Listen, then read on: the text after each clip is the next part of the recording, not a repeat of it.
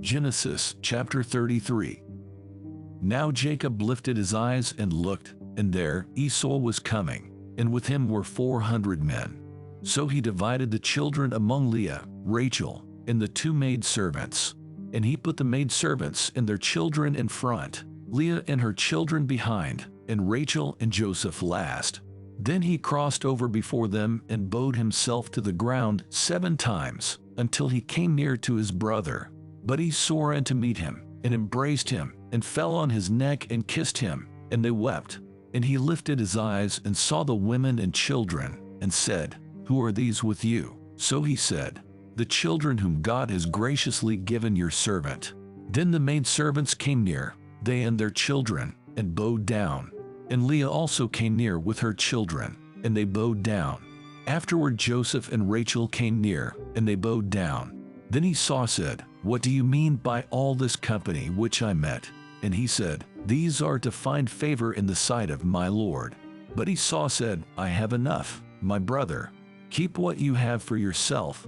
And Jacob said, "No, please, if I have now found favor in your sight, then receive my present from my hand, inasmuch as I have seen your face as though I had seen the face of God, and you were pleased with me.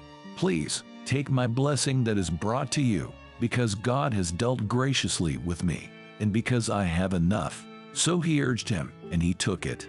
Then Esau said, "Let us take our journey, let us go, and I will go before you."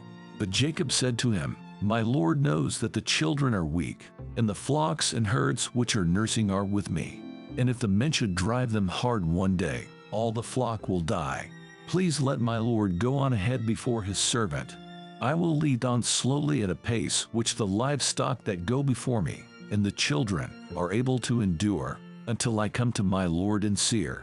And Esau said, "Now let me leave with you some of the people who are with me."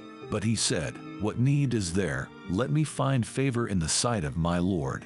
So Esau returned that day on his way to Seir. And Jacob journeyed to Succoth, built himself a house, and made booths for his livestock. Therefore the name of the place is called Succoth. Then Jacob came safely to the city of Shechem, which is in the land of Canaan, when he came from Paddan Aram, and he pitched his tent before the city. And he bought the parcel of land, where he had pitched his tent, from the children of Hamor, Shechem's father, for 100 pieces of money.